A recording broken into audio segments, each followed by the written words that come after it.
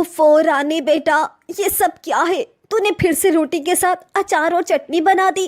Fridge में सब्जियां रखी तो हैं, वो क्यों नहीं बनाई? माँ, अब जो बना है खा लो ना। आपको पता तो है सब्जी बनाने में कितना समय लगता है। पहले उसको धो, छीलो, काटो और फिर बनाओ। इतनी देर कौन गैस के पास खड़ा रहेगा? ना पापा ना, मेरे बस की तो ये बात नहीं। अरे कल को ससुराल जाएगी तो वहां भी क्या ऐसे ही आलसी दिखाएगी? उन लोगों को भी बिना सब्जी के रोटी खिलाएगी क्या? अरे माँ, आप बार बार ससुराल वाले को बीच में क्यों ले आती हो? इसीलिए तो मैं आपसे कहती हूँ मेरे लिए कोई बड़ा ससुराल ढूंढना जहाँ नौकर चाकर हो, ताकि मुझे ना ये सब करना ही ना पड़े। ऐसे ही कुछ समय बीत जाता है और रानी के लिए एक बड़े घर का रिश्ता आता है और कुछ समय बाद रानी ब्याह कर अपने ससुराल चली जाती है। शादी के अगले दिन उसकी पहली रसोई की रस्म होती है। वो रसोई में जाती है तो वहाँ का गैस चूल्हा देखकर हैरान रह जाती है। हाय, इतना बड़ा गैस चूल्हा! खैर मुझे क्या, अच्छा ही है, ऐसे जल्दी खाना बन जाएगा। फिर वो तरह तरह के पकवान बनाती है। पूरी, कचौरी, आलू की सब्जी, हलवा, रायता सब बनकर तैयार हो गया। अब देखना कैसे ये लोग मेरे हाथ का खाना खाएंगे तो खुश हो जाएंगे। रानी मन ही मन में ये सब सोच रही होती है कि तभी रानी की नंद प्रीति और जेठानी रिया वहां आ जाती है। खुशबू तो बहुत अच्छी आ रही है, लेकिन ये क्या? ये तो आधा ही खाना बना है। नहीं दीदी, मैंने तो आलू, पूरी, रायता, हलवा सब बनाया है। तुम नहीं हो ना, इसीलिए शायद तुम्हें अभी यहाँ के रूल्स पता नहीं। यहाँ खाने में एक नहीं बल्कि 10-10 सब्जियां बनती हैं, वो भी एक वक्त पर। क्या? इसका मतलब इसीलिए वो इतना बड़ा गैस चूल्हा रखा हुआ है? हाँ तो और क्या, तुम तो ऐसे हैरान हो रही हो जैसे मैंने तुम्हें 10 नहीं 100 सब्जियां बनाने के लिए बोल दिया हो। वो क्या है ना कि यहाँ हर किसी को अलग अलग सब्जियां पसंद है। अब 1-2 सब्जियां बनेंगी तो कुछ लोग तो भूखे ही रह जाएंगे। इसीलिए किसी को ये ना खाना हो तो वो खा ले, वो ना खाना हो तो कुछ और खा ले। हाँ छोटी भाभी, और आप आज इस घर की परंपरा को आगे बढ़ाओ और फिर हम सबको खाने की टेबल पर बुलाओ। बेचारी रानी की तो ये बात सुनते ही होश उड़ जाते हैं। चल बेटा रानी, हो जा शुरू। अब बन जा तू झांसी की रानी और बना डाल 10-10 सब्जियां। इतनी सब्जियां तो मेरी शादी में भी नहीं बनी थी जितने ये मुझसे एक वक्त में बनवा लेंगे। कुछ समय के बाद वो सबको खाना परोसती है तो सब उसके हाथ का खाना खाकर खूब तारीफ करते हैं। रानी के ससुर जी कहते हैं, वाह, क्या कमाल का स्वाद है इन सब्जियों में। वाह भाई, मजा आ गया। सच में छोटी बहू, तुम्हारे हाथ में तो जादू है। अब से तुम ही 10 तरह की सब्जियां बनाया करना। अब तेरा क्या होगा रानी, बड़ी ऐश मार ली है तूने माँ के घर में। ऐसे ही कुछ दिन बाद बरसात का मौसम शुरू हो जाता है। बाहर का सुहाना मौसम देखकर रानी दिल ही दिल में सोचती है, अरे वाह, आज तो गर्मा गर्म पकोड़े खाने वाला मौसम हो रहा है।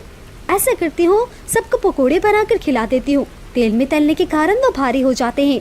साथ में कचौरी भी तल लेती हूँ, इससे सबका पेट भर जाएगा। आज शाम का डिनर यही हो जाएगा। रानी जल्दी से रसोई में जाती है और पकोड़े बनाकर ले आती है। अरे भाभी, ये क्या बना दिया आपने? हमें नहीं खाना ये सब। हमें तो आलू की सब्जी, फ्राई भिंडी, पनीर भाजी खानी है। और मेरे लिए कद्दू की सब्जी, खट्टी मीठी वाली, और बैंगन का भरता। और मेरे बीन्स की सब्जी साथ में फ्राई गोभी बना देना। और साथ में अरवी की सब्जी, कमल ककड़े की सब्जी, और हाँ, करेले भी बना देना। हाय हाय, इन लोगों में अकल नाम की चीज़ है कि नहीं? बारिश के मौसम में जहाँ लोग चटपटे खाने खाते हैं, वहीं इन लोगों को अभी भी 10 तरह के खाने खाने हैं। ओफो, कि मैं कहाँ फंस गई। बेचारी रानी रसोई में 10 तरह की सब्जियां बनाने में जुट जाती है। ससुराल में मेरी पहली बारिश है, मुझे इसके मज़े लेने चाहिए, मगर मुझे छोड़कर सब इसके मज़े ले रहे हैं। गलती भी मेरी ही है जो पहले ही दिन इनको अच्छा खाना बनाकर खिला दिया। पहले ही दिन लाल मिर्च का सारा डब्बा डाल देती तो फिर कभी नहीं कहते मुझे सब्जी बनाने के लिए। गुस्से में रानी खाना बना रही थी कि तभी तेल का गर्मा गर्म छींटा उसकी आंख में लगता है। आ, मेरी आंख! फिर धीरे धीरे रानी की आंख लाल हो जाती है और फिर रात को जब वो सोती है तो जलन के मारे उसको तकलीफ ज्यादा होती है, जिस कारण वो ठीक से सो भी नहीं पाती। आ, मेरी आंख! अरे राखी, तुम्हारी आंख का रंग तो लाल हो रहा है।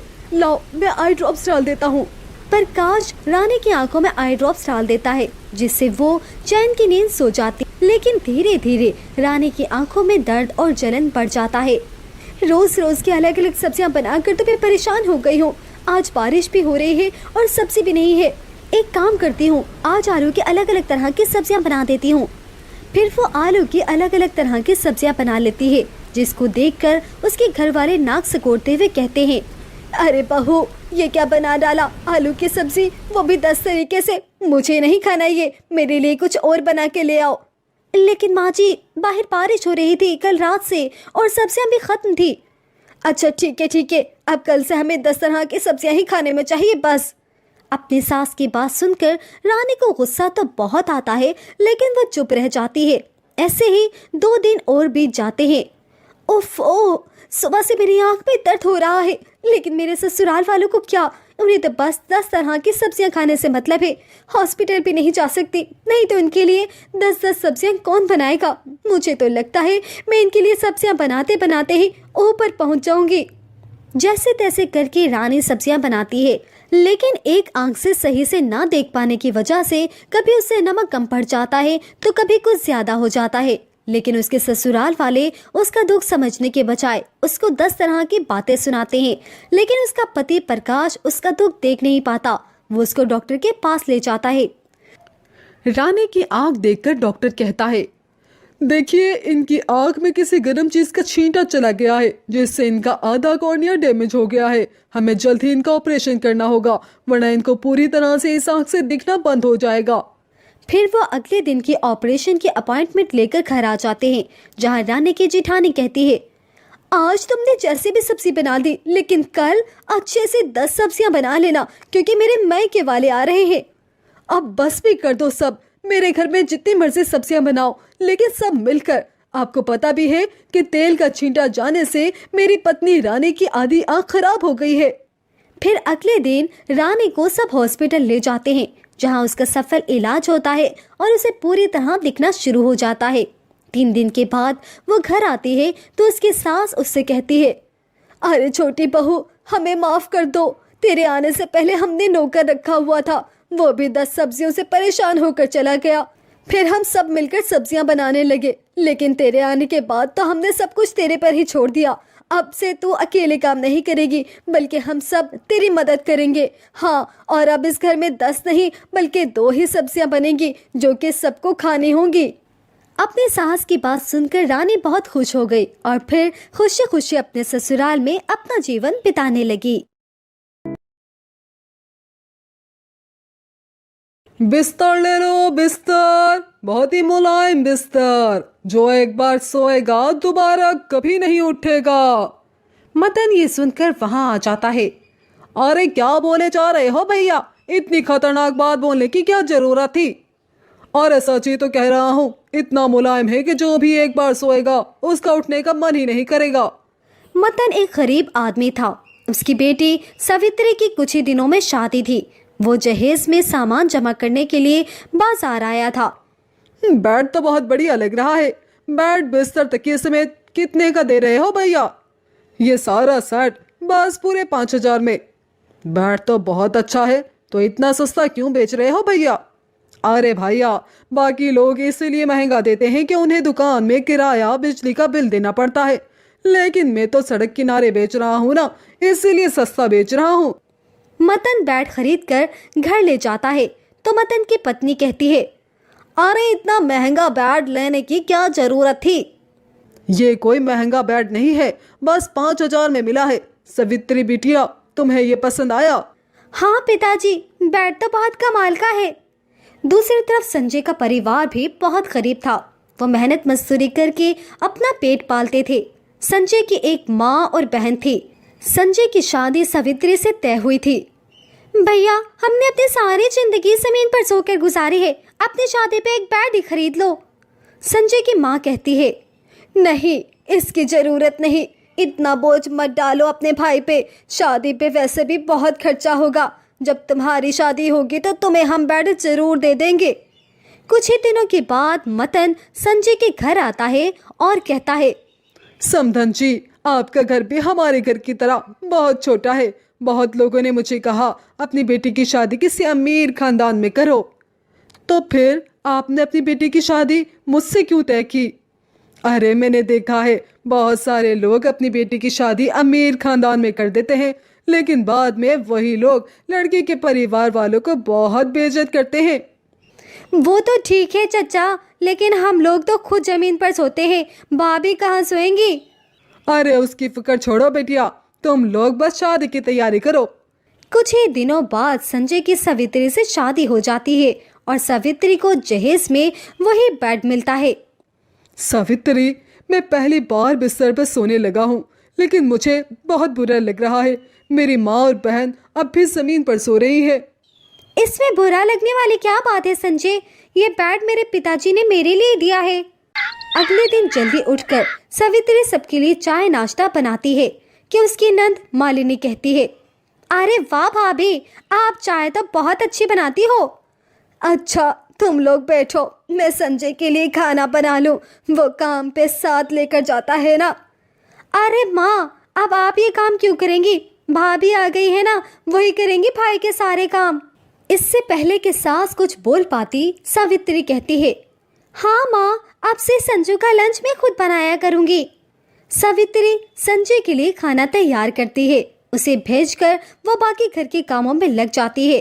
उधर मालिनी सावित्री के बेड पर बैठी होती है। अरे वाह, भाभी का बेड तो बहुत नरम है। कुछ ही देर के बाद मालिनी की माँ भी वहीं आ जाती है। मालिनी, तू यहाँ क्यों बैठी है? भाभी कहाँ है तेरी? वो अपने कपड़े धो रही है, आप यहाँ बैठकर तो देखे माँ। अरे बेटा, इस पे हमारा हक नहीं है, चल उठ जा इधर से। मालिनी के बहुत इसरार करने पर मालिनी की माँ भी बैठ जाती है। कुछ ही देर के बाद सावित्री वही कमरे में आ जाती है और इन्हें बेड पर देखा हुआ देखकर गुस्सा हो जाती है और कहती है, हद है, आप लोग मेरे बेड पर बैठे हुए हैं। ये मेरे बाप ने बहुत मेहनत से मुझे दिया है। आप लोगों को किसी की प्राइवेसी का कोई ख्याल नहीं है क्या?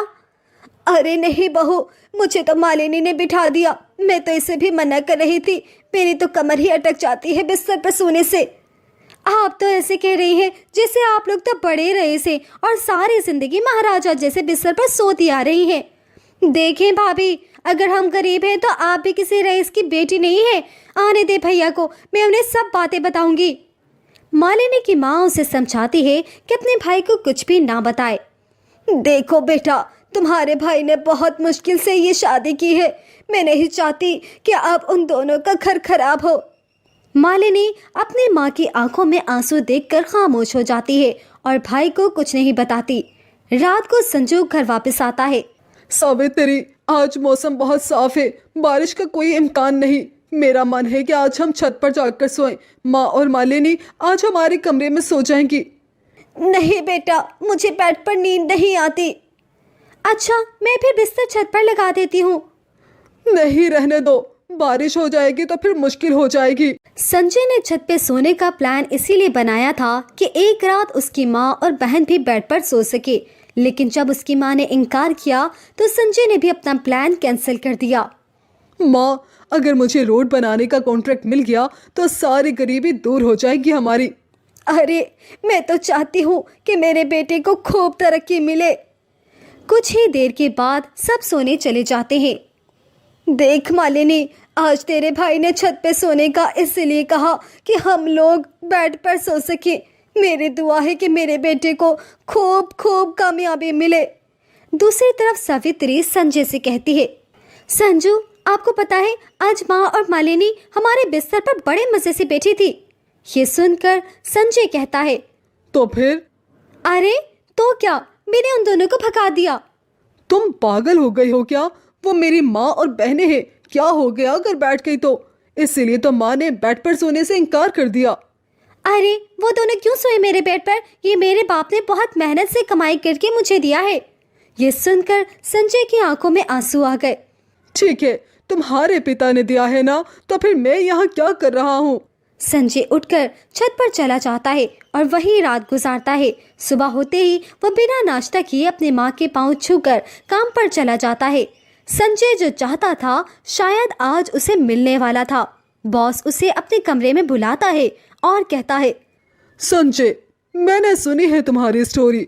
तुमने बहुत मेहनत से पढ़ाई की, लेकिन जॉब ना मिली तो मजदूरी करने लगे। मैं चाहता हूँ कि तुम एक कामयाब इंसान बनो, लेकिन रोड का कॉन्ट्रैक्ट मैं तुम्हें नहीं दे सकता। संजय ये सुनकर हैरान रह जाता है और कहता है, लेकिन क्यों सर, अभी तो आप मेरी इतनी तारीफ कर रहे थे। अरे वो इसलिए कि ये कॉन्ट्रैक्ट सिर्फ सरकारी मुलाजिम को ही मिल सकता है, लेकिन मैं एक मॉल बना रहा हूँ जिस पे 20 करोड़ खर्च किया जाएगा और मैं ये कॉन्ट्रैक्ट तुम्हें देना चाहता हूँ। ये सुनकर संजय बहुत खुश होता है। कुछ ही महीनों में संजय वो मॉल तैयार कर देता है और फिर वो अपना घर भी शानदार सा बना लेता है। हर कमरे में बेड और एसी लगवा लेता है। घर के हालात बदलते हैं तो सावित्री का दिल भी बदल जाता है और वो अपने सास और नंदों से बहुत शर्मिंदा होती है और उनसे माफ़ी मांगती है। तभी संजय कहता है, अरे सावित्री, अगर उस रात तुम मुझे हर्ट न करती तो मैं आज इतना कामयाब ना होता। इसके लिए तुम्हारा बहुत धन्यवाद। ऐसे ही सबके दिल साफ हो जाते हैं और सभी हंसी खुशी मिलकर जीवन बिताने लगते हैं।